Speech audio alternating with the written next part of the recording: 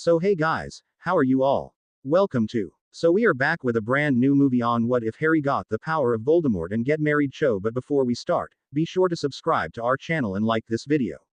Now let's begin the story. It was almost Christmas time at Hogwarts School of Witchcraft and Wizardry and everyone was in the holiday spirit. There were decorations all over the castle. The usual 12 Christmas trees in the Great Hall were decorated with huge amounts of tinsel, everlasting candles, icicles that didn't melt, other magical objects, and of course they were all topped with a sparkling, golden star. There was holly and mistletoe everywhere. All the suits of armor wore wreaths around their necks or tinsel halos and singing cheery carols to any student that passed. The ghosts were similarly dressed and wishing every pupil who they passed a Merry Christmas. Even the most quiet and moody students were enjoying the Christmas festivities. Among these students was Cho Chang. A lot had gone wrong in life recently. First, Cedric's death. This had started a long stream of bad luck for Cho. In her 6th year she'd been out with Harry Potter but let her feelings get in the way of their relationship. She knew she would regret that for life. It was a burden she would take to her grave. This had been followed by the betrayal of her best friend Marietta. She would never forgive Marietta for that. She still understand why she'd done that. Then her parents had spilled up right at the end of her 6th year.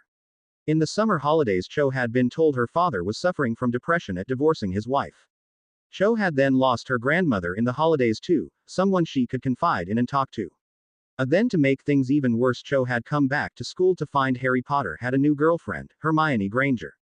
So Cho had so far had a pretty crap year. Her bad moods had reflected in her school grades and a lot of her friends had become sick of her brooding all the time. As Cho wandered along the corridor towards her charms lesson alone, all the thoughts built up in her head until she didn't know whether she wanted to cry or hit someone. Nothing made sense anymore. Hey Cho, wait up. A voice called from down the corridor. Cho knew who it was. One of her most loyal friends, Samia, was running down the corridor towards her. Cho turned around to look at Samia. She was tall with short, brown hair. Her ocean blue eyes sparkled in the early morning, winter sun streaming through the window. Cho was happy to see Samia. She could always make Cho feel better by making her laugh. Everyone liked Samia. She had a great, bubbly, outgoing personality, which made her easy to like. Cho forgot her troubles around Samia. She could always have a laugh with her. She was just the sort of person Cho needed now. Hi Samia. Sorry I didn't wait. You looked too busy chatting up Michael Corner, Cho said, letting her bad mood slip away. Samia grinned sheepishly. Well, he's pretty cute. What did you expect me to do? He's handsome and single. They both laughed. Samia seemed to put a cheering charm on everyone she met. So you think he likes you? Cho asked, feeling much better than she had 5 minutes ago. Samia grinned at her. Yay. He was so flirting with me. Samia smiled happily. Good for you. Who wouldn't want to go out with you anyway? Cho said enthusiastically. Cho and Samia talked about Michael Corner until they realized the bell had rung 10 minutes ago. Oh crap. Let's go, exclaimed Samia and started running down the corridor. Wait, whispered Cho, grabbing Samia's arm, can you hear that? There were voices coming from around the corner. The two girls put their heads around the corner wondering who else could be so late for class. The sight that met Cho's eyes made her heart sink and her newfound happy mood vanish. Harry and Hermione were standing in the corridor talking quietly. Harry had one arm around Hermione and they were looking deeply into each other's eyes. See you later, Harry, Hermione said quietly. Yay, bye honey, see you at lunch, Harry replied. Cho watched in misery as Hermione stood on tiptoes and Harry kissed her passionately on the lips. Cho stood horrified watching Harry and Hermione put their arms around each other and hold themselves close. They looked so happy like that.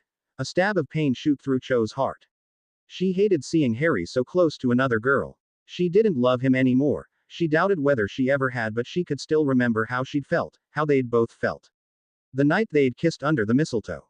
Cho couldn't stand it anymore. She grabbed Samia's arm and pulled her round the corner. She stalked past Harry and Hermione, not looking at them, simply pretending she hadn't seen them. Harry and Hermione broke away immediately, looking embarrassed. Oh, hi Cho, Harry said uncomfortably. Cho pretended she hadn't heard him, walking quickly but gracefully away towards her charms classroom, Samia in pursuit.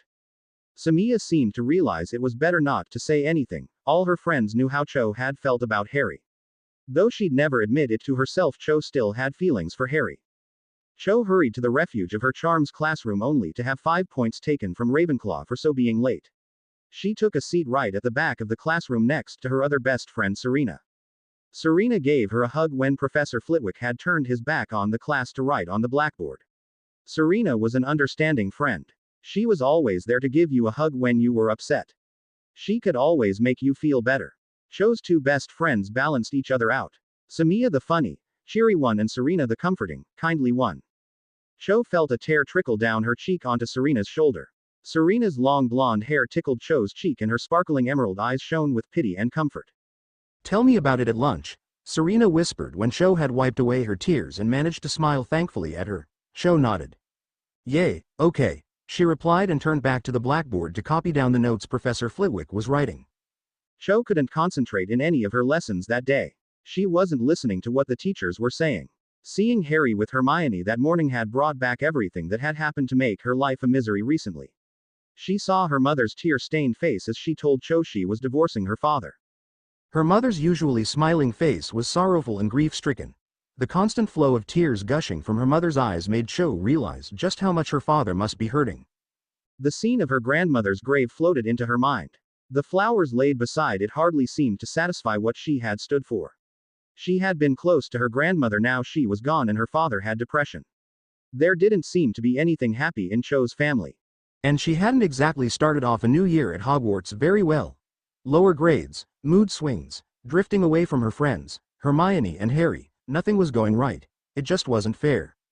Cho was relieved to return to her common room that evening. She talked with her two best friends until past midnight. They did their best to brighten Cho's spirits, but nothing could lift the burden off her chest. What had been done could not be undone. She couldn't stop her parents' divorce, her grandmother's death, her father's depression, Harry's new girlfriend. Not even Christmas could completely change her mood, though it did bring a spark of light to Cho's otherwise dark and painful life. At 12:30 her friends dragged her to bed. Everything will look brighter in the morning, Samia said. Yay, come on, only 1 week until Christmas, we're going shopping in Hogsmeade tomorrow. Remember, we're going to buy new dresses, Serena said opening the door to their dormitory. And today was the last day of term, Samia chipped in smiling. And then there's the ball, surely you're looking forward that. Hogwarts Christmas balls are great, Serena continued, racking her brains for anything that would help cheer Cho up. Yay, I guess, thanks guys, Cho said with a weak smile. She changed and climbed into bed. Maybe everything would look better in the morning. The morning of the Christmas Hogsmeade weekend dawned bright and sunny. It had obviously snowed during the night as there was at least a foot of snow covering the Hogwarts grounds. Cho and her friends headed straight for the Three Broomsticks when they arrived in Hogsmeade on Saturday morning. As Cho sat down with Samia and Serena at a table in the corner, she spotted just the people who she didn't want to see. Cho had felt a lot better this morning. Everything looked so much brighter and less imposing in the early morning sunlight, but as her eyes drifted around the crowded pub and settled on 3/6 years, her heart sank into its usual moody and sorrowful form. Harry was sitting at a small table with Ron and Hermione. Harry had his arm around Hermione and was gently stroking her hair. Hermione had her head on Harry's shoulder and was looking happily up at him. Samia and Serena followed her gaze looking worried. They had to deal with Cho's increasingly bad moods. As much as Cho insisted she was over Harry, Cho still really liked Harry. They remembered the way she'd talked about him for those few days when they'd been dating. Harry could never really be wiped from Cho's mind. Hey Cho, anyone asked you to the ball yet? Samia asked, trying to divert Cho's thoughts. She hated seeing any of her friends upset. Cho looked at her blankly, still lost in thought. What? Oh, no not yet, Cho said, coming back to reality suddenly. Who do you want to go with? Samia continued, hoping that the conversation would pick up and she could brighten Cho's mood. I dunno, as long I don't go without a date. If I didn't have anyone to go with I wouldn't go, Cho said, pretending to be interested.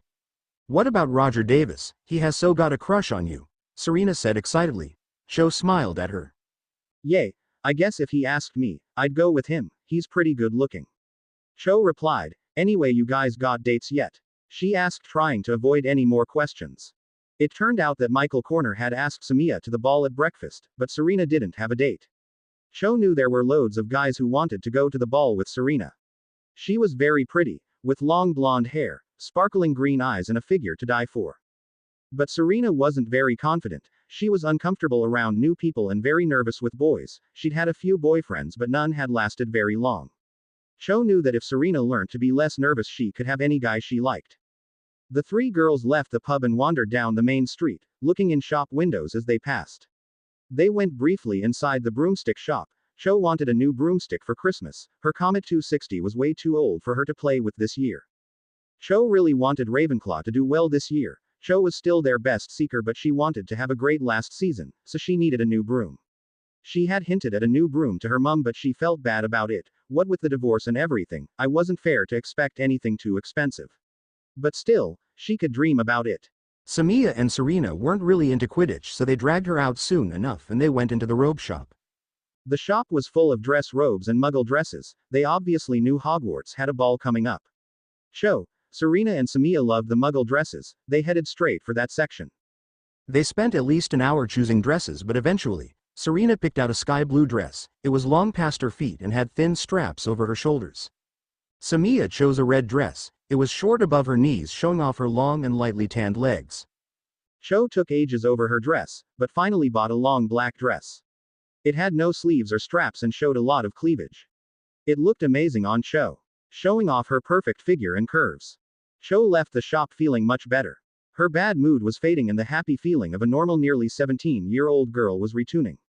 Shopping always cheered her up, especially when it was clothes shopping.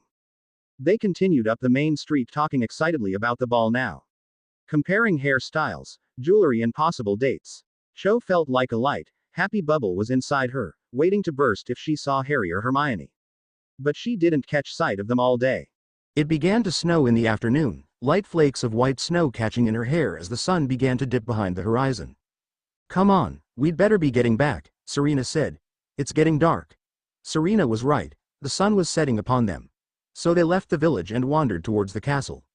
They were one of the last people to return to the castle that evening, and as they traipsed to the Great Hall, Cho was glad she'd managed to forget about Harry that day. She'd been like a normal 16-year-old instead of her usual depressed self. Cho didn't eat much that evening. She was full of Honeydukes chocolate and sweets. She wanted to go to her common room, so savor her good mood while it lasted. So far she hadn't seen Harry since the 3 broomsticks, and was trying not to think about him.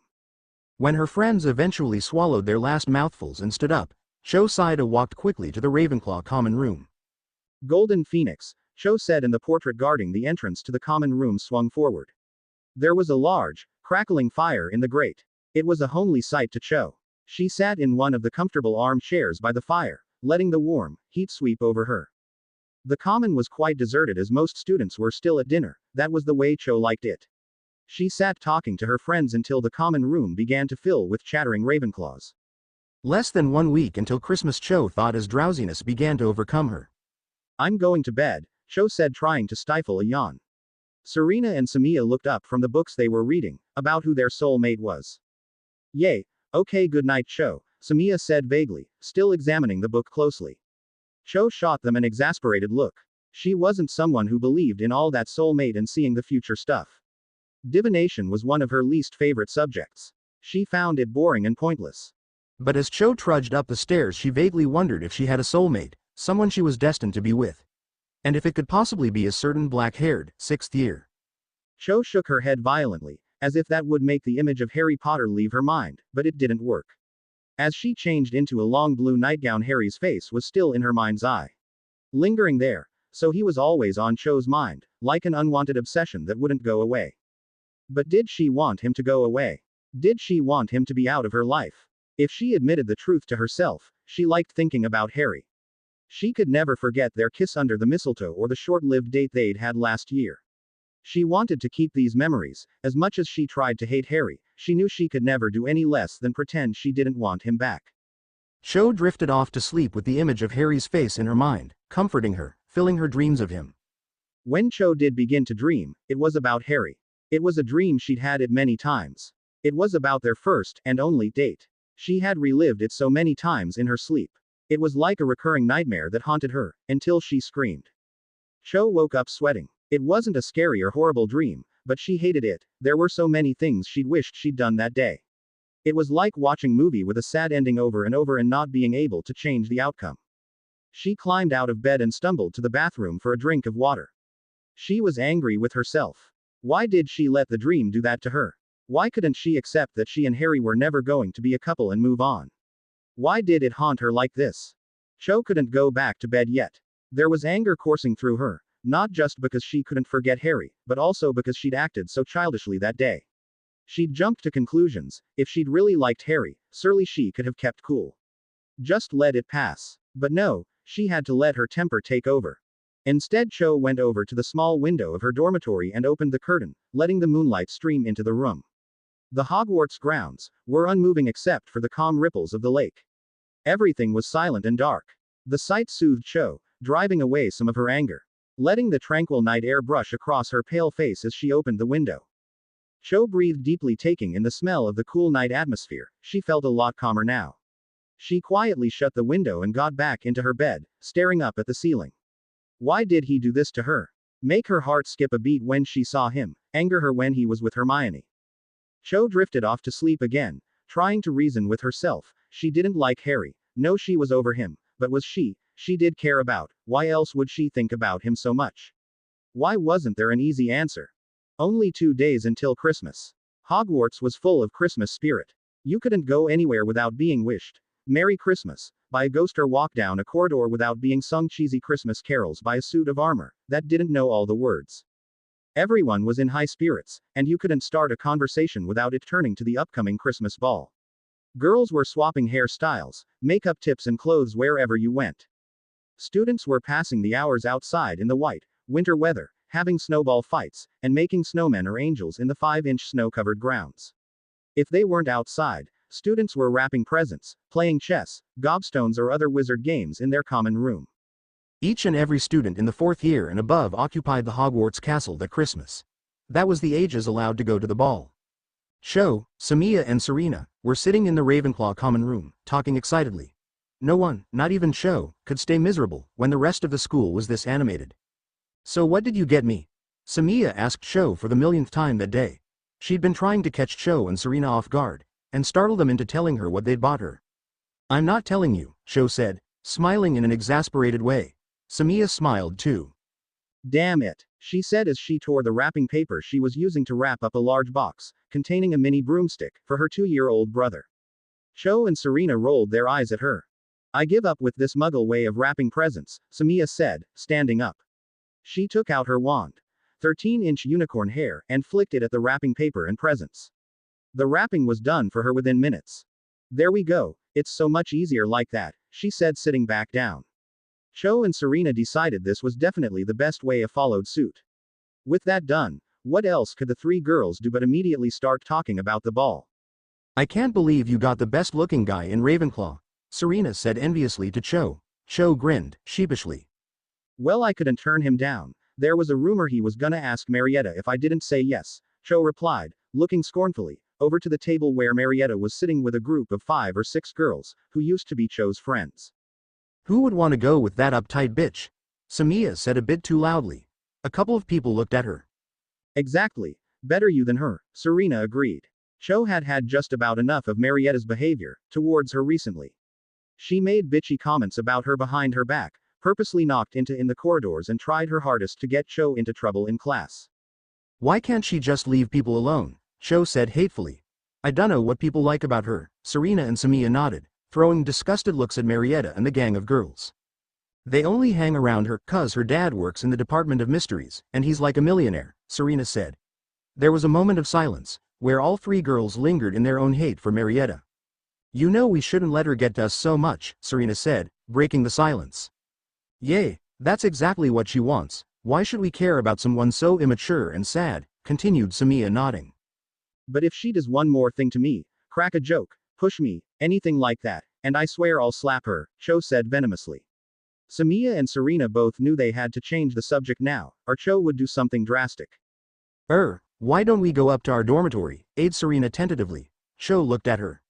Yay, we can talk without so many people around then, Samia added. No, I'm fine here, Cho said firmly. I'll stop going on about Marietta, she said, realizing it was a touchy subject. So they went back to talking about the ball for a while until Cho saw Marietta stand up and head towards the dormitories. Cho knew Marietta would have to pass her, Samia and Serena to get to the dormitories. Cho's insides were still swirling with anger at her former best friend, a half wished she would do something to give Cho an excuse for yell at her and hit her. Marietta glanced fleetingly at Cho before walking towards her, and the stairs. Cho pretended she hadn't seen Marietta, and carried on the conversation with Samia and Serena. But as Marietta reached the chair where she was sitting, Cho saw Marietta whisper something to another of Cho's ex-friends, which looked a lot like, bitch. Cho clenched her teeth. Don't do anything, just ignore her, she said to herself. She didn't want to start a fight in the common, she'd been slipping away from her good girl attitude enough this year already. Marietta looked like she was going to walk straight past. But at the last second she looked back at Cho, smiled horribly and mouthed the word, slut, very obviously. Cho couldn't do it. She couldn't hold back her anger anymore. She stood up, months of hatred burning inside her. Fury rushing around her entire body. She couldn't watch as Marietta taunted her all the way through her last year at Hogwarts. What did you say? Said Cho, giving Marietta an insufferable look. Marietta turned to look at Cho slowly. There was a look of surprise on her face. Cho had always ignored Marietta's hateful comments and teasing. What? Marietta, as if she didn't believe what she was hearing. What did you say to me? Cho repeated. Her voice was cold and harsh. Marietta didn't know what to say. I didn't say anything, Marietta said firmly, but Cho heard the waver in her voice, which showed she was uncomfortable. This gave Cho a glimmer of satisfaction. Yes, you did, Cho said, keeping her voice cool, trying not to show too much emotion. No, I didn't, Marietta insisted unconvincingly. Cho knew Samia and Serena were watching her and Marietta unsure of what to do. Yes, you did, I saw you. Marietta paused. She evidently couldn't think of anything to say. People were starting to look at them. Marietta looked around desperately for something to do or say. She wasn't used to this from Cho, she could normally walk all over her. So what did you say? Cho persisted. Marietta turned sharply towards the stair and walked away with as much dignity as she could muster. Cho half wanted to call after her, to call her back, to run after her and hit her. But knowing that finally Marietta was the one walking away defeated was just enough to keep Cho standing there with a slight smile playing on her lips. She'd got one over on Marietta, that gave her an amazing feeling of power. I'm going to bed, Cho said and went up the staircase to her dormitory. She knew Samia and Serena would be talking about her. Everyone in the common room had seen what happened. They would be muttering about she behind her back for ages now. That's what you got for standing up for yourself. Cho sighed as she climbed into her four-poster. She was glad she'd done that to Marietta, but her life still looked pretty black. Harry was with her Hermione and her family had too many tragedies for it ever to be how it used to be. The only thing she had to look forward to was the ball, but even then she was only going with Roger Davis. Why couldn't her life be simple? An ordinary family, and no obsessions over famous guys who she could never have. Cho sighed again and stared up at the dark ceiling. Surely it couldn't get any worse. Maybe she could escape from all her dark thoughts at the ball, but somehow Cho felt like she could never be truly happy again. She turned over and closed her eyes. The only thought that helped her sleep that evening was the memory of Marietta's desperate face as she was lost for words, at the mercy of Cho. Maybe, just maybe, things might pick up for Cho in 2 days when Christmas Day came. Samia stirred in her sleep and opened her eyes, smiling widely. Merry Christmas, Cho said. Yay, Merry Christmas, Samia replied before diving on the pile of presents on her bed. Serena and the 2 other girls in Cho's dormitory, Megan and Zara, woke up at the sound of Samia's present attacking. Merry Christmas, Cho said brightly, moving away from the window and starting to open her own presents. Cho managed to shove everything to the back of her mind as she opened her gifts. She had earrings and makeup from Samia and a small silver necklace with a heart on from Serena. From her family she had new muggle clothes from her mother, including a pair of designer jeans and a t-shirt. Also more makeup and jewelry.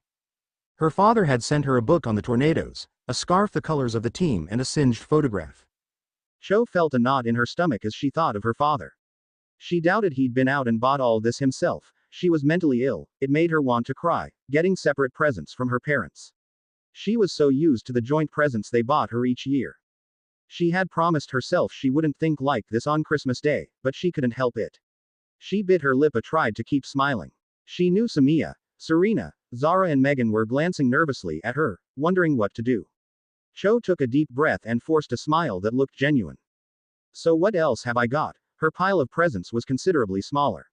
She opened gifts from various aunties, uncles, cousins or grandparents, which contained random items like robes, jewelry, books which vaguely interested Cho. Until there was only one present left. It was a small box wrapped in a gold paper which Cho had deliberately saved until last. For some reason it drew her eye, like it contained something special, something worth waiting for. Cho carefully took of the wrapping paper which contained a box with a gold lid. She removed the lid silently and saw what was resting inside. It was a ring, a small ring. It glinted in the early morning sun, and seemed to cast bright colors all around the room. It was in the shape of golden raven with its wings spread wide as if it were flying.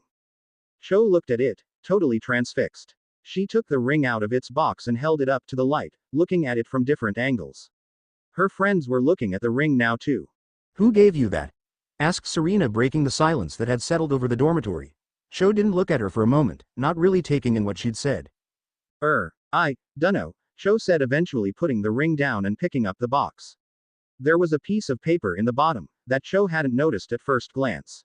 She took it out now and studied it curiously. It read, "Dear Cho, this ring was your grandmother's before she passed away. She'd always told me to pass it on to you. She thought you were very special and that this would help you as you grew up.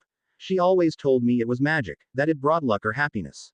I never quite believed her, but now she's gone I see things in a whole different light. I hope it really is magic and brings you lots of happiness and good luck this year. Love, Mum." Cho read the note over and over, taking in all the information. She'd never seen this ring in her life. It had just appeared from the blue and it apparently belonged to her dead grandmother. She'd spent a lot of time with her grandmother. Cho thought she knew everything. Her clothes, jewelry, everything about her house, her life, her past. She'd never seen this ring. Cho picked up the ring again, knowing it was her grandmother's made her look at it in a new light. She slipped the ring gracefully onto her finger and observed it closely. It fitted her perfectly, and as she slid it down her slim finger, she felt a surge of strength flow through her. As if she had all the confidence in the world, she could do anything. This scared Cho slightly. Maybe this ring really did have magic. She left it on her finger and told her friends what the letter said, except the part about it being magic. They finished opening their presents in silence. "Come on, let's go have breakfast," Cho said at about 11 that morning. Zara, Samia, Serena and Megan looked at each other with a glint in their eyes. Cho looked suspiciously at them. They were hiding something. "Go get it," Serena said, nodding at Samia, who stood up and went over to her bed and pulled something out from underneath it. It was a long thin package wrapped in Christmas paper. Samia handed it to Cho. "This is for you. Everyone chipped in to buy it for you. Me, Serena, Zara, Megan, your mum, your dad, some of your grandmother's money left in her will, and everyone else who cares about you." Cho stared at the package before tearing off the paper, revealing a broomstick. And not just any broomstick. A Nimbus 2001. Cho's eyes widened in surprise and happiness. She jumped up and grabbed her 4 friends and hugged them. "Oh my God. Thank you so much," she screamed, hugging them even tighter. Her 3 friends exchanged satisfied glances. "You think she likes it?" Samia said sarcastically, raising an eyebrow. They all laughed. Cho looked at the broomstick happily. "Let's go try it out," she said suddenly, and without waiting for a response she dressed in a pair of jeans and one of her new t-shirts. "Come on," she said impatiently, as her friends dressed. They all had brooms, but Zara didn't play much, so Cho said she could use her old one. They headed out of the castle, down the stone steps and onto the Quidditch pitch. Without saying anything, Cho leapt on her new broom and kicked off hard into the air. She was a brilliant flyer, best seeker Ravenclaw had for years. On this new broom, Cho felt unstoppable. She dipped and swooped around the Quidditch pitch, savoring the feeling of the morning wind whipping her hair out of place. Nothing could compare to this feeling. Flying was one of the best parts of Cho's life. She lived for flying. From the ground, Samia, Serena, Zara and Megan stood in awe watching Cho. She was a fantastic flyer. They envied her for her flying. Eventually they also mounted their brooms and flew with her. Aside from Cho, Megan was the best flyer. She was on the team, but she'd only got on the team the year before. She played the position of chaser. Serena wasn't particularly interested in Quidditch. Her mother had been a muggle, so she'd only grown up with a part wizard background. Zara had totally muggle parents, so she was with Serena on this one. Samia enjoyed flying but wasn't really good. She preferred muggle sports like athletics and horse riding. Megan challenged Cho to a race. Everyone wanted to see just how fast Cho could go on her new broom. Cho won the race by at least 10 meters. The only person her friends could remember seeing flying faster than Cho was Harry Potter, but they weren't going to risk sending Cho back into her realms of misery. They stayed out until 12:30 p.m. before Cho knew her friends were starting to get bored. She could have stayed out there all day and night, testing her new broom, finding out just what it could do, but they went inside for Christmas lunch. The Great Hall just as crowded as if it was still term time. She sat down at the Ravenclaw table and looked around all the students, knowing exactly who she wanted to see. Harry was sitting with Ron and Hermione. It looked as if they were laughing at something he just said. His smile drew Cho's eyes. She couldn't believe Harry could do this to her without realizing it. He is so gorgeous, Cho thought. Even as Harry put his arm around Hermione and kissed her on the cheek, Cho didn't feel her heart sinking. She felt the ring on her finger. She rotated it on her finger and felt again that surge of power run through her. Tonight was the Hogwarts Christmas ball. Tonight she was going to do something. Something about Harry and Hermione. It just wasn't right. Cho spent 3 hours getting ready for the ball that evening. She used a special charm to straighten out her dress and make sure it was absolutely perfect. She must have spent 15 minutes in the shower, washing her hair, then fixing it with another charm she'd learnt. The 5 girls did each other's makeup and helped out with anything they could. By 7:30 they all looked perfect. Serena in the pale blue she chose in Hogsmeade. Her long blonde hair was tied back in a ponytail and then clipped up on top of her head. It shone in the Christmas lights hung around the common room, making several boys look at her. Samia was wearing her short red dress, showing off her legs.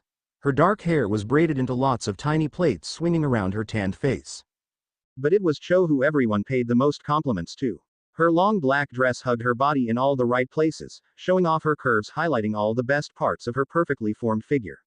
Her long raven hair was left loose, swaying just above her waist. It hung around her face, bringing out her deep brown eyes and brilliant complexion. They were all ready. Roger Davis came up to Cho, her date, and made a move as if to link arms with her or hold her hand, but Cho moved her arm away. There was only one guy who got to touch her tonight. Making sure her new ring was placed on her long slender finger, Cho left the common room, her heart beating fast. Tonight she would get Harry Potter, Hermione or no Hermione. It was time. The entrance hall was packed with people. Hogwarts students all in pairs and dressed in an array of colors. Everywhere she looked, Cho could see pupils smiling with anticipation, waiting excitedly for the doors to open. Without thinking about it, Cho's eyes were drawn to a particularly good-looking couple. The girl was wearing a pale blue dress. Her long brown hair had been straightened but was still slightly wavy, framing her face and bringing out her deep brown eyes. The boy was wearing a Muggle Quicksilver t-shirt and khaki trousers. His hair was in its usual sticking-up form and his bright green eyes were shining in the dimly lit entrance hall. Cho hated to admit it, but Harry and Hermione looked great together. The perfect couple. No, she couldn't think like that. Cho twirled the ring around on her finger, assuring herself that Harry didn't belong with her. "Look!" squealed Samia, pointing towards the doors of the Great Hall, jerking Cho out of her thoughts. Quickly Cho looked towards the doors, covering up the fact that she'd been staring at Harry and Hermione for the past 5 minutes. "The doors are opening," said a 6th year a few feet away from Cho. The Great Hall began to open out to the students and the first few couples had started to trickle inside. Cho walked gracefully behind Roger Davis, still refusing him the option to hold her hand or link arms. The Great Hall looked amazing. There were 12 Christmas trees decked out with mounds of tinsel and baubles. Everlasting icicles hung from the ceiling and the whole room was lit with fairy lights, all the colors of the rainbow. Cho could have gasped with amazement as her eyes darted around the room. The music was already playing, but Cho didn't want to dance. She looked around for some excuse to get rid of Roger. But she didn't have to. A group of his friends wandered over. "Hey Roger, I think they want to talk to you," Cho said, glancing at them. Roger followed her gaze. "Oh, okay. See you later," he said, looking disappointed.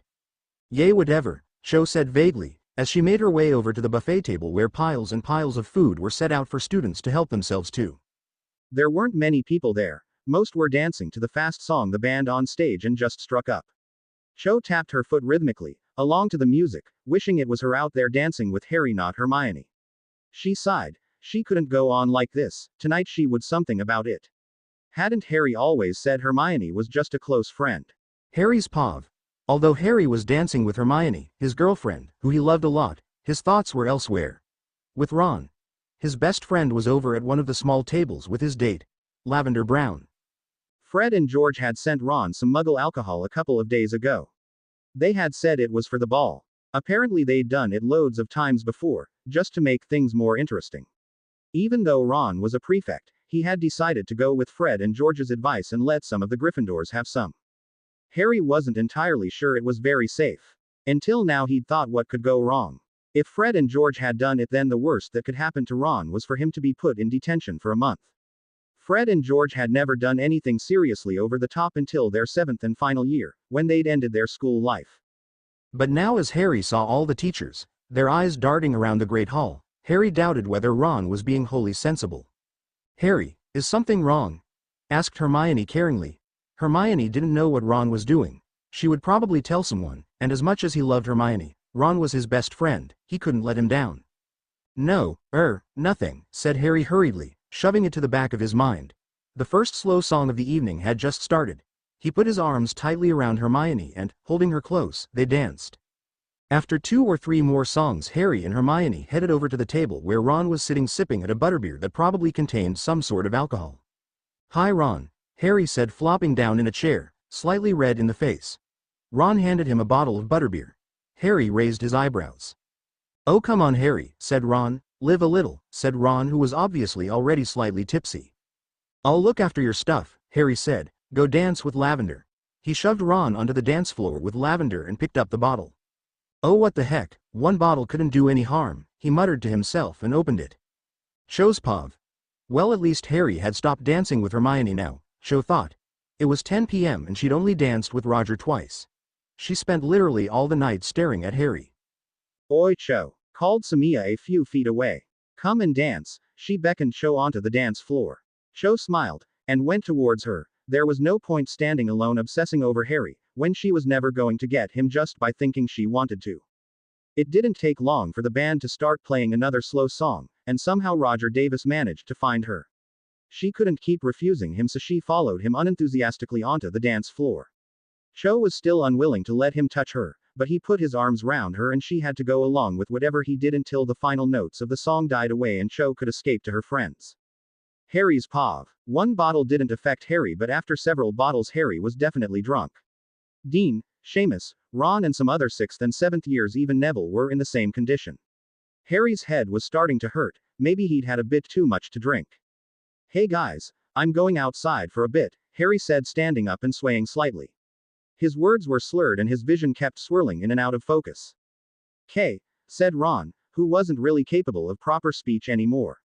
Harry stumbled to some extent, towards the doors of the great hall, out into the entrance hall and through the big, oak front doors, down the stone steps to the large Hogwarts grounds. Cho's pav. Cho was back to having half-hearted conversations with her friends, but never taking her eyes off Harry for more than 30 seconds. She noticed him get up and head out of the great hall. "Hey guys, I'm, just gonna go, get some, more food," said Cho, thinking up the first excuse that came into her head, and without waiting for a response she walked briskly out of the great hall after Harry.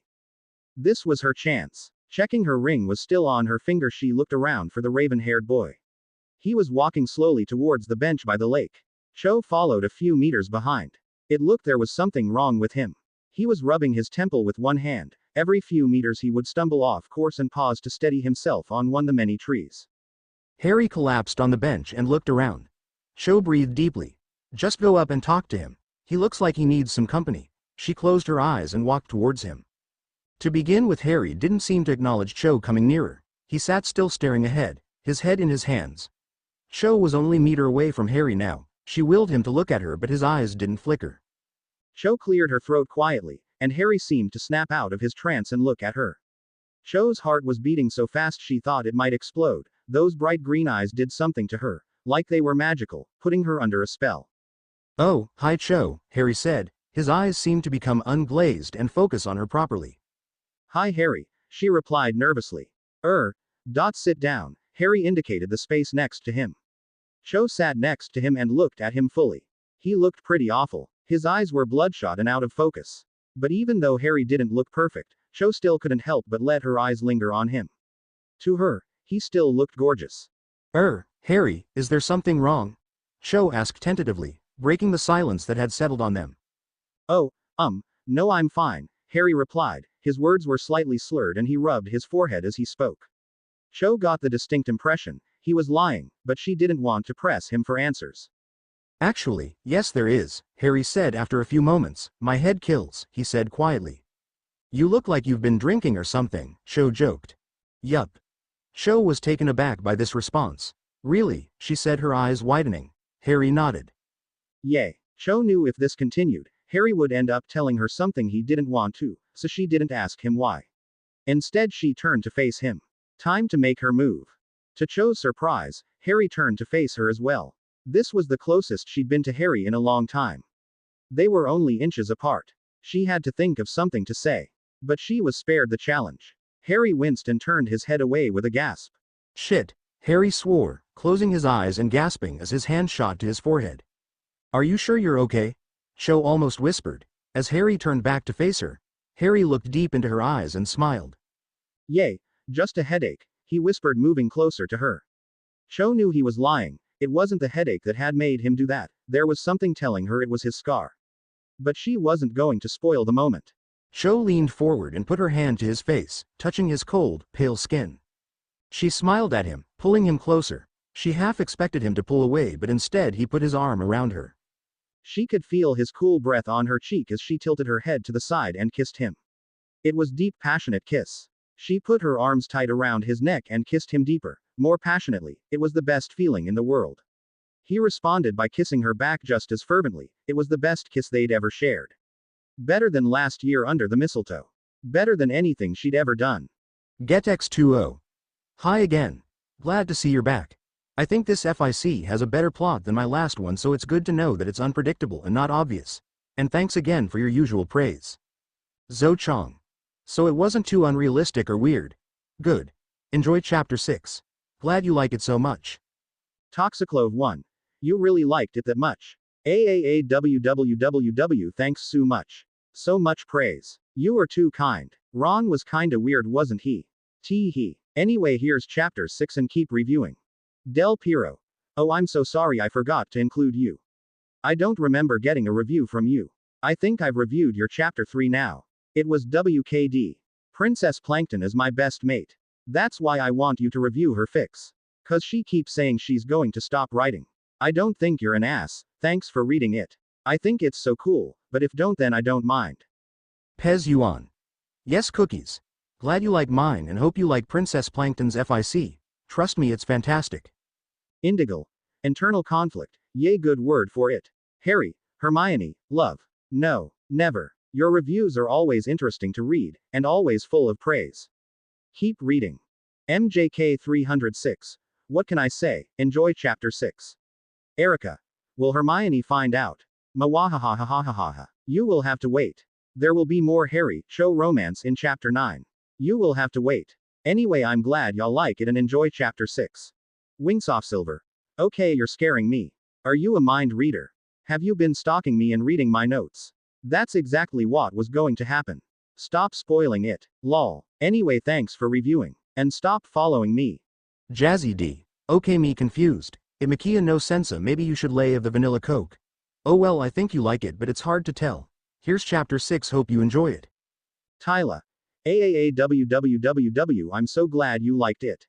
I thought maybe Harry getting drunk would be a bit unrealistic, but you people obviously didn't think so. Anyway, thanks for reviewing and, enjoy. Princess Plankton. Well, come on there about buckets. Buckets. For God's sake. At least put something interesting in them. Lol. You're so weird. Knocks you out and takes back nectarine mwahahahahaha. Rivers. Hey again. Drama. Yes, more drama. I think. Ahem, anyway, yay, well, I couldn't make them kiss then live happily ever after. 'Cause that would be boring, so there will be complications, and Voldemort. Mawahahahahahaha. Anyway, thanks for the usual great review. You're so great. Gives you box of cookies, I'm so kind. Harry's head was spinning, but not from the alcohol. He'd just kissed Cho Chong. Why? Why had he just kissed another girl? He was going out with Hermione. He loved Hermione, didn't he? He needed to be back inside the noisy Great Hall, where he didn't have to think. He went over to the table where a very drunk Ron, Seamus, Dean, Neville and a scornful Hermione were sitting. Hi. Where have you been for so long? Hermione asked, standing up to kiss him on the cheek. I was, just taking a walk, my head kills. Harry said, trying to smile. He didn't want to think about what had just happened outside. Instead, he diverted his attention to Ron, who was swaying slightly and hiccuping at random points. Ron, are you okay? Harry asked. Ron looked quite comical with his glazed over eyes and faraway look. Oh, hi Harry, want some? Said Ron. His sentence was like one big word slurred together as he offered the bottle to Harry. Harry never wanted to drink again if it meant betraying Hermione and kissing Cho. He still couldn't believe he'd really done that. Hey, we should really get them out of here, Harry said to Hermione, who nodded. Yay, she replied. They started to help Ron, Dean, Seamus and Neville towards the doors of the Great Hall. This proved very difficult because Ron in particular was incapable of standing alone. It took all Harry and Hermione's effort to take all of Ron's body weight between them and help the other three stumble to the doors. They were about to cross the threshold when they heard something behind them that made Harry's heart sink. "What are you three doing?" said the accusing voice of Professor McGonagall. Harry turned around to face her. He needed an excuse and fast. "They're just, tired. We're going back to the common room," Harry said quickly, saying the first thing that came into his head, knowing it wasn't going to work. Professor McGonagall looked at Ron, whose eyes were glazed over and swaying slightly even with Harry and Hermione's support. "Mr. Weasley, stand up properly," Professor McGonagall said sharply, looking down her nose at Ron. Ron tried in vain to stand alone but failed, falling heavily back onto Harry and Hermione's shoulders. "Mr. Weasley, are you incapable of proper stance?" Professor McGonagall said angrily. Ron simply looked starry-eyed at Professor McGonagall. "Sorry, Professor, he's just tired," Harry said desperately. Ron squinted at Professor McGonagall as if seeing who she was properly for the first time. "Oh hi, Professor," he said. They were done for, Harry thought. "Come with me, you six," said McGonagall, and she led them away from the Great Hall into her office. She sat behind her desk and drew up 6 chairs for Harry, Hermione and the others to sit in. "Now I want to know what's really going on," the Gryffindor head of year said sternly. No one spoke for several moments. Ron still seemed spaced out and Dean, Seamus and Neville were lolling around in their chairs. Eventually Professor McGonagall sighed, stood up and pointed her wand at Ron's chest.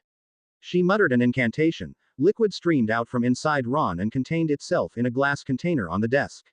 She did this to all 6 of them, even Hermione. Then sat back down and looked at them, her face turning slightly red with anger. "So which one of you is going to tell me why you have Muggle alcohol inside you?" she said, her voice shaking slightly with pure rage. None of them moved for several moments, but finally Ron opened his mouth and said, "Sorry," he said. Harry, Dean, Seamus and Neville nodded and said sorry too. "Sorry is not good enough, boys. I want to know why and where you got this, Professor McGonagall." Ron was thinking fast and hard. If he told her the truth, what would she do? Would it be better or worse than saying that he bought it himself? For a few moments Professor McGonagall glared at them, determined not to say anything. Then Ron took a deep breath and opened his mouth to speak. Cho's Pav. Cho was still sitting outside on the bench. She had just kissed Harry Potter. She had kissed him. It was only just starting to sink in. She had kissed Harry and he hadn't got angry or anything she'd expected. Instead he'd kissed her back. It had been amazing. Like she really was his girlfriend. Only after several moments had he broken away and said, "I can't do this," and run off. But that didn't matter to Cho. She looked down at her ring. She was twisting it around on her finger. Maybe it really was magical. She never would have gone up to Harry and kissed him before. Just because she had lots of friends, it didn't make her a very outgoing person. In fact, she was really nervous around new people and especially around boys, and even more around Harry. She loved him. There was nothing she could do to hide her feelings. She'd made the first step towards getting him, but she knew Harry would hide everything inside him. He probably wouldn't even tell his best friend. By tomorrow he would have convinced himself that it had never happened and that it didn't mean anything. But Cho knew Harry loved her too. There was something about the way he kissed her, about the way he spoke to her. His voice was never cold or harsh, his eyes soft and caring. Everything about him seemed perfect to Cho. They were meant to be together. Harry's Pav. Harry, Hermione, Ron, Dean, Seamus and Neville left Professor McGonagall's office at 12:30 p.m. that night. Ron had come off worst. Professor McGonagall's last words were ringing in his ears. Suspension, suspension, suspension, over and over. He was suspended. He couldn't believe it. None of them could. It had started out as harmless fun to add something to the ball, some extra excitement. But no one felt as bad as Ron. Harry, Dean, Seamus, Neville and Hermione all had months' worth of detentions and points from Gryffindor, but Ron wasn't coming back to Hogwarts until February. A whole 2 months of suspension. They all traipsed back to the common room. Harry had almost forgotten Cho. So many emotions had run through him tonight, he didn't think he could stand it much longer. Nobody spoke except to open the portrait hole. Harry didn't even lift his head to say goodnight to Hermione. He went upstairs into his dormitory undressed and put his pajamas on, collapsing on his bed and drawing the hangings around his 4-poster. Ron suspended. And of course his prefect badge taken away. He'd had some pretty big surprises since coming to Hogwarts. But he never thought he'd be lying in his bed knowing that tomorrow morning, the Hogwarts Express would take Ron away because he had been drinking Muggle alcohol. However, his last thought before he drifted off was of Cho, Their kiss, what was he going to do? He felt like screaming or anything to let out all the feelings building inside him, like a volcano waiting to explode. Did he like Cho? No, he couldn't. He loved Hermione. It had been the alcohol. He couldn't have kissed Cho for no reason. Hermione was his girlfriend and that's how it was supposed to be.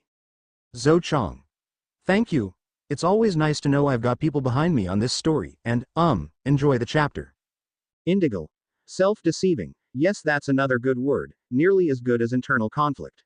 Anyway, I'm not telling you what Cho does next. I've written up to chapter 11 so I know what's going to happen, but you will have to wait.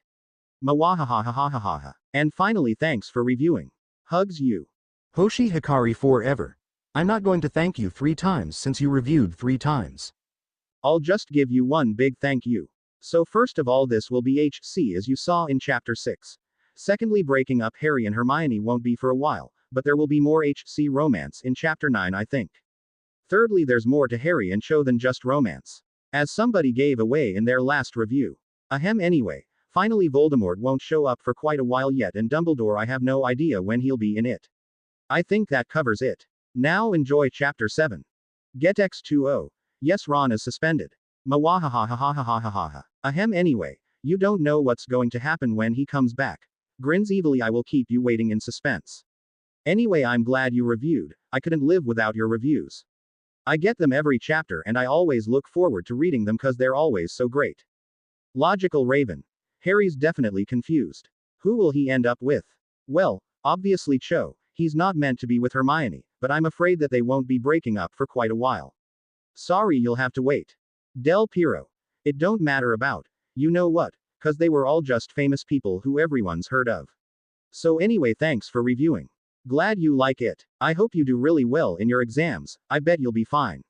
I got exams this year and I'm totally dreading them. I know how you fell. So good luck.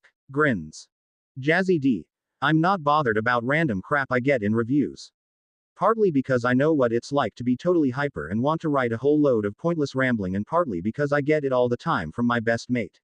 Anyway, thanks for reviewing. I'm wondering how you haven't got bored of my story yet. It's not as great as people think it's going to be. MJK 306. Hope I updated quick enough. What else can I say? Short and sweet. Tyla. You liked it. Woohoo. I am loved. Grins. Anyway, Ron will return. But you'll have to wait and see what happens when he returns. Everything won't be all fine and normal. Mawahahahahaha. I should really stop giving stuff away. Anyway, hope you like this chapter. Court. AAAWWWW. Is it really that good? Thanks. There will be more Harry, Cho romance in chapter 9. I think. As for Cho getting jealous, you'll have to wait and find out. Wingsoft Silver. Yes, Ron is suspended. Mawahahahahaha. But he will be back with vengeance. Ahem. Anyway, are you sure you aren't stalking me? Looks around suspiciously next time. If you ask questions, I won't give anything away. I guess our great minds do think alike. Lol. Oh yay, thanks for reviewing. Toxiclove. Yes. Yes. Yes. Suspension. Mawahahahahaha. But Ron will be back. Never fear. Of course, Harry enjoyed the kiss. But you'll have to wait until chapter 9 for more romance. And, thanks for reviewing. Rivers. OMG. Sorry, I didn't realize I hadn't replied yet. Please forgive me. Anyway, I'll thank you now. Glad you like it. Mawahahahahahaha. Ron is suspended, but he will return, and things will get worse. Ack. I shouldn't have said that. Anyway, here's chapter 7. Sorry, I forgot. You don't hurt me. Harry couldn't remember a much worse Boxing Day. He woke up with a splitting headache and feeling slightly sick. So this is what a hangover feels like, he thought, as he got up and dressed.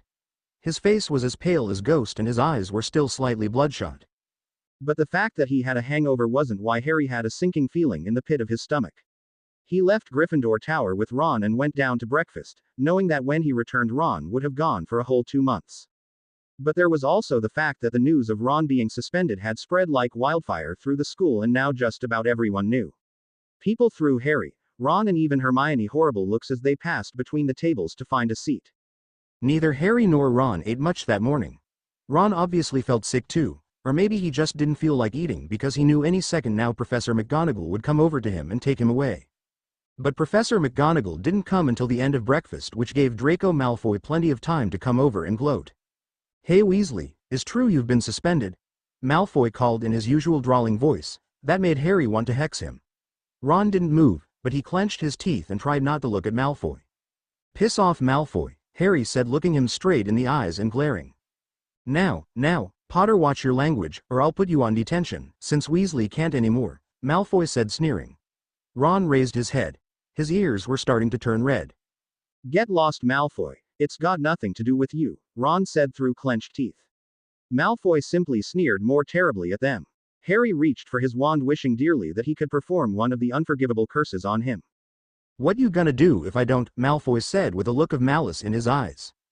"Just beat it, Malfoy. I'm still a prefect, so watch it," Hermione said unexpectedly. Hermione had been allowed to keep her badge, because even though she'd figured out about the alcohol, she hadn't drunk any and she hadn't had anything to do with it. Malfoy knew he couldn't say anything more if Hermione was still a prefect, so he turned on his heel and marched back to the Slytherin table. "Thanks, Hermione," Ron and Harry muttered. Harry looked at his watch. 10:20 a.m. At holiday time, like Christmas, breakfast ended at 10:30 a.m., only 10 minutes until Ron had to leave. Harry imagined how it would be to have Hermione as his best friend and girlfriend for 2 whole months. He'd only ever had to this once, in his 4th year, when Ron had been jealous of Harry getting into the Triwizard Tournament. But then Hermione had only been his friend, not girlfriend. And he hadn't had the thought of kissing Cho bearing heavily on his mind. But he had no more time to think about that now. Professor McGonagall was heading over to them. "Mr. Weasley, it is time for you to leave." Harry could hear a small amount of sadness in her voice as she spoke. Harry wished more than ever that he could turn back time. Before the alcohol, before he'd kissed Cho, before the ball. At least then he had a small amount of happiness. "Yes, Professor," Ron mumbled. "I'll go get my trunk." Harry and Hermione followed Ron upstairs to get his trunk. 10 minutes later, all three were standing on the platform next to the large, red Hogwarts Express train. Ron looked at them both. "Bye," he said gruffly, trying to show he didn't mind. Hermione grabbed him and embraced him in her arms. Ron slightly taken aback, but he returned her hug and shook hands with Harry. "Bye, Ron," Harry said, and Ron stepped on the train. "Remember to write," Hermione said as Ron stuck his head out a window to wave goodbye. "Yay, and see you soon," Harry said. Then the train started to move. Hermione and Harry raced down the platform after it, waving one last goodbye to Ron. "Bye," they called, and Ron tried to smile as he retuned the goodbye. Tears started to slide down Hermione's cheek and she threw her arms around Harry. Harry hugged her back. "It's okay, Hermione, he'll be back soon," Harry said, trying to be comforting. Although he wanted to cry too. Hermione sniffed. "Yeah, I guess so," she said, putting her head on Harry's shoulder. Harry felt sick, but not because of the hangover anymore. Because he remembered the night before. When he'd kissed Cho, it didn't feel right to hug Hermione so close when only a few hours ago he'd shared a very passionate kiss with another girl. Harry raised Hermione's head and kissed her on the lips. But it didn't feel the same, it didn't feel right anymore. His feelings for Hermione were slowly drifting away, he just hadn't realized it yet. "It'll be okay," Harry said comfortingly, "he'll be back soon." "Yeah, I guess," Hermione replied. They stood on the platform for a few minutes more. "Let's go inside," Harry said, taking Hermione's hand, and they went back up to the castle and into the common room. Cho's Pav. Harry hadn't left Cho's mind ever since the kiss the night before. Not even when Samia had given them a long-winded account of how Michael Corner had kissed her after the ball, did Harry's face move from Cho's mind. She kept reliving the scene. The conversation, the way he'd looked at her, when she'd kissed him, then he'd kissed her back, then when he broke the kiss ran off. She couldn't figure out what he could be feeling. Was he regretting it? Was he glad it had happened? Was he angry with himself or her for going after him? What would she be thinking if she was in his shoes? It was 5:30 p.m., nearly dinner time. But she wasn't hungry. She was sitting up in her room. Cho had spent nearly all day in the dormitory. She tried to do homework, but found herself thinking more and more about Harry. She couldn't shake him from her mind. There was no point trying to divert her thoughts, so she sat by her window looking over the Hogwarts grounds, letting everything run through in her mind, over and over. At 6 p.m. Samia and Serena came up and tried to get her to come for dinner, but she didn't want any. "I'll see you guys later," she said firmly. "I'm seriously not hungry." Samia and Serena gave up for now, but Cho knew they would be back to ask questions later. She wasn't wrong. By 7 p.m. they were back up in the dormitory. "Okay, come on, you have to tell us why you're acting like this. Something happened last night at the ball," Samia said, sitting next to Cho, and Serena sat beside her. "You're not going anywhere until you tell us everything," Serena agreed, looking expectantly at Cho, who sighed. There was no use trying to get away, but she couldn't think of where to begin. We saw you disappear, out of the great hall near the end of the ball. Where did you go? They persisted. Did you go and find Harry? Samiya said, smiling cheekily. Cho nodded reluctantly. Well, what happened? Serena said eagerly. Cho took a deep breath and started to talk. Well, I followed him outside. I think he was sorta drunk. He kept swaying from side to side and wasn't keeping his balance very well. He sat down on a bench and went up to him. We just talked, that's all. Cho said, hoping they would believe her. Come on, tell us what really happened. Samiya pressed her. Nothing, we sat on the bench and talked for a while, about Quidditch and stuff. He'd been drinking, kinda looked like he needed someone to talk to. She finished, looking at her two best friends to see their reaction. Samiya grinned. Cho could tell she was trying to keep a straight face. No, you didn't. Something happened or you wouldn't be acting like this, Samiya said, giving Cho an unbelieving look. Cho sighed, giving up with the lies. Okay, I'll tell you. I sat next to him. He looked kinda awful. I asked him if there was something wrong. He said he had a headache cause he'd been drinking. Then he looked at me and couldn't help it. I kissed him, Cho said. A grin spread even more widely across Samiya's face as she fought to keep a straight face. I knew it. She yelled happily. What was it like? She said eagerly. Cho thought for a moment. Amazing, she said. It had been fantastic, the best feeling in the world. Even more exhilarating than kissing Cedric. Samiya was smiling even more broadly, like it had been her kissing the guy of her dreams. Serena hadn't said anything, until now. Cho, you do know he's got a girlfriend, she said nervously. Who cares? Samiya said. Cho's always liked Harry. No offense, Cho, but you're crap at hiding your feelings for that guy. Samiya was talking very fast and excitedly. Cho couldn't help but smile as she remembered the kiss.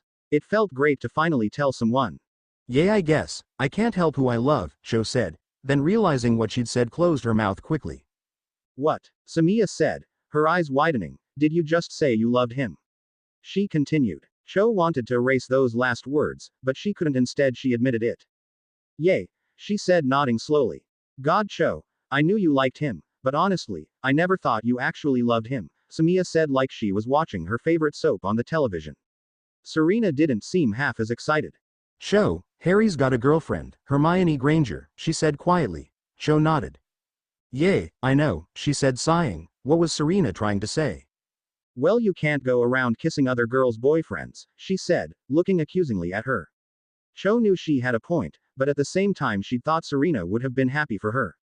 Yay, but everyone knows they're not meant to be together, Samiya said. Come on, Serena, lighten up. Cho was glad of Samiya's lightheartedness. I know I shouldn't have done it, but I couldn't help myself. I love him, Serena. I can't ignore that anymore, Cho said. Serena sighed. I guess, but what if Harry doesn't love you? I mean, look what happened last year. He ended up hurting you.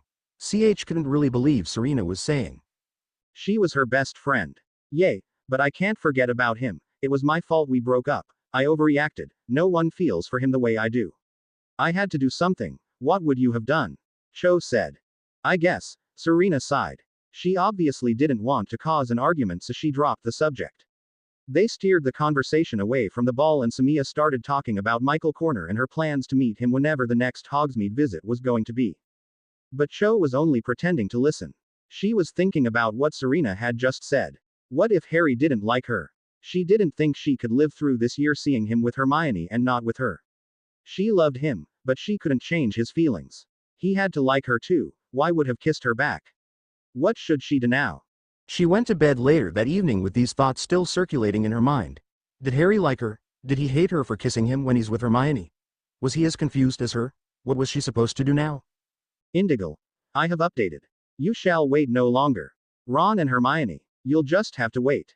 I only have one thing to say about that: if Ron and Hermione do get together, it will not overrule the Harry Cho stuff.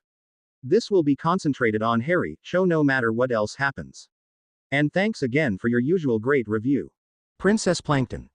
What should I say? I put stuff in perspective. Oh well, thanks for reviewing, and have a nice life.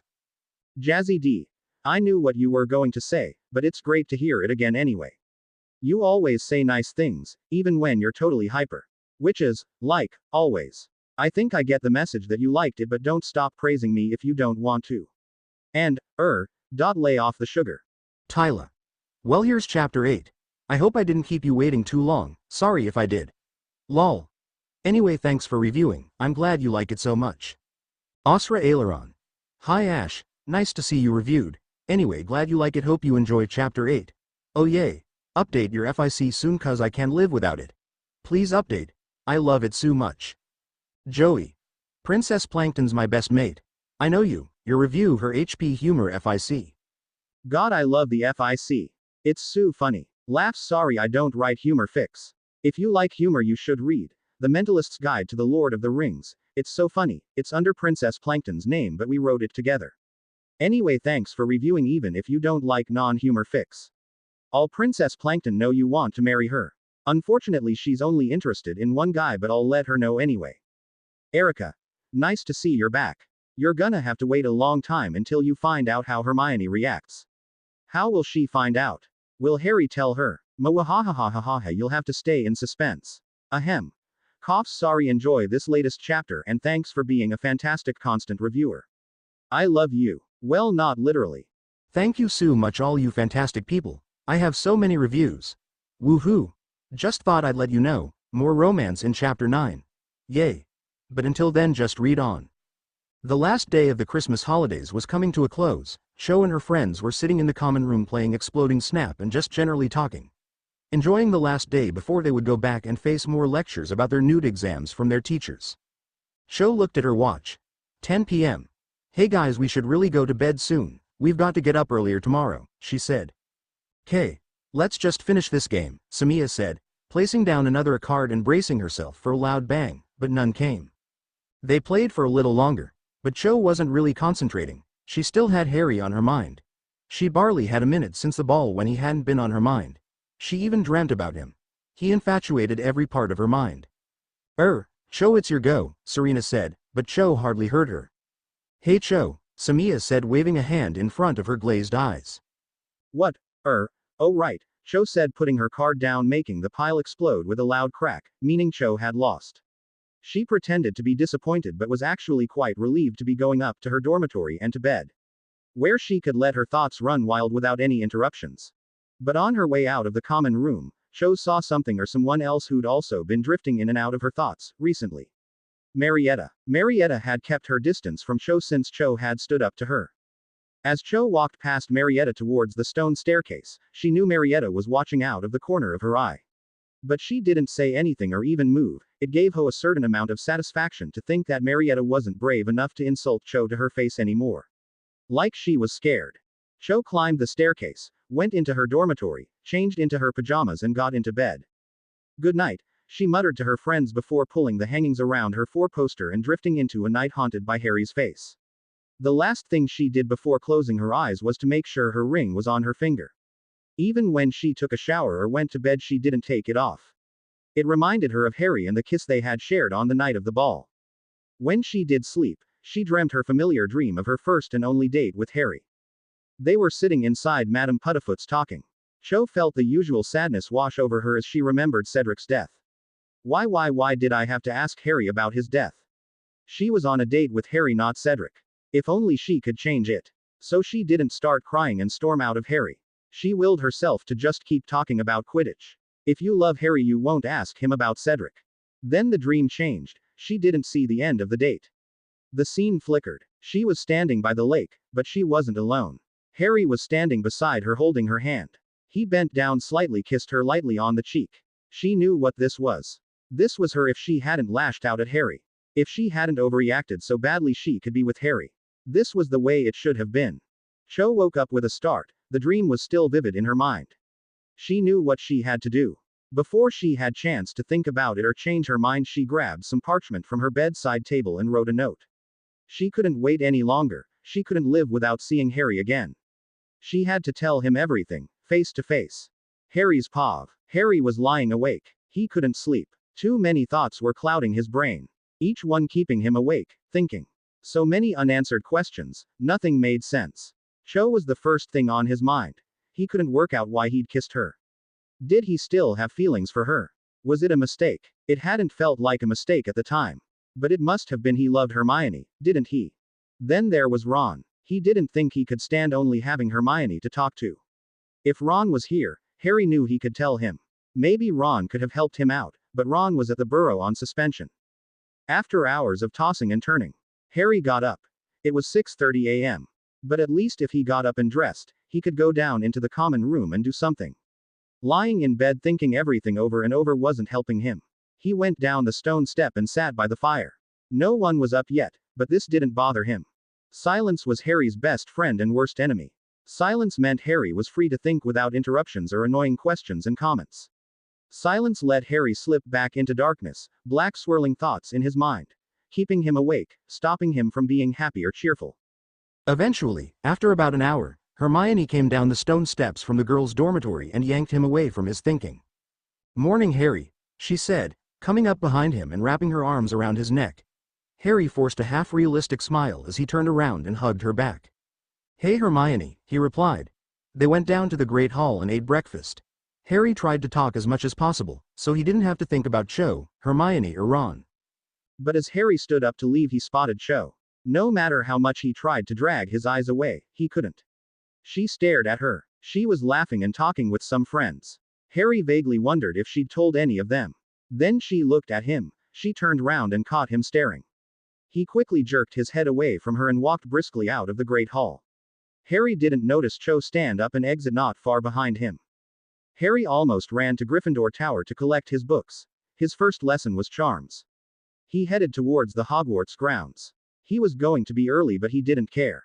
Harry wasn't really paying attention to where he was walking, and he walked right into someone. Without looking up he crouched down to pick up his books. "Sorry," he muttered absent-mindedly. The person he'd walked into crouched down to pick up their books as well, and Harry was forced to look at them. He could have sworn his heart had stopped as he looked into the girl's deep brown eyes. "Oh, hi Cho," Harry said, stumbling over his words. "Hi Harry," she said with a slight waver in her voice. Harry quickly stood up, wanting to get away as soon as possible. "Well, see you," he said, dodging around her. "See you around," Cho called after him down the corridor, but he had turned round the corner and out of sight. Harry sat in his chair beside Hermione and opened his book, but something fell out of it onto the floor. Harry bent down to pick it up, knowing exactly who it was from. "Meet me outside the room of requirement tonight 9 p.m. That was all it said. Harry's heart started to beat faster. But he quickly crumpled the note in his hand as Hermione leaned over his shoulder to read it. "What's that?" she asked. "Oh, nothing. Just a note from ages ago," Harry said lamely, taking out his quill and copying down some note Professor Flitwick was writing on the board. Harry spent the rest of the day thinking about the note. Sometimes he would convince himself he wasn't going, he was going out with Hermione, and he only had feelings for her. But then he would think, I might as well go and see what she has to say. I mean, what could go wrong? It wasn't like he was going to kiss her or anything like last time. By the time he arrived back at the common room, Harry was even more confused than he'd been all year. On the one hand, going would probably mean making his life even more complicated. But maybe if he went, he could set himself straight, that he didn't have any feelings for Cho. In any case, he was kinda interested in what she had to say about then night of the ball. It was 8:40 p.m., and Harry was down in the common room, doing a transfiguration essay for homework. "Hermione, can you check this for me?" Harry asked as he wrote the last sentence. Hermione had become much more willing to help Harry out with homework since they'd started going out. So she took it and began to read. Harry knew he had to make his decision now, about whether he was going to go to the room of requirement. He stood up, climbed the stone stairs to his dormitory and grabbed a library book. He raced down the stairs to Hermione. "Hey Hermione, I have to take this library book back, it's way overdue. I'll see you later." And before Hermione could answer, Harry had jumped through the portrait hole and begun racing down the corridors to the room of requirement. As he drew nearer, his heart started to beat faster and faster. He was going to meet Cho. He was going to talk everything over with her and show himself he loved Hermione, not Cho. Cho was already waiting outside for Harry. "Let's go inside," she said when he finally reached her. Harry nodded dumbly and turned the handle. They went inside and sat down in two armchairs by a warm, crackling fire. "I need to talk to you," Cho said slowly. "That's it for today, I will stop here. I hope you all enjoyed this video. If you please consider subscribe and make sure to hit that like button, share with your friends, and don't forget to check out author of this story.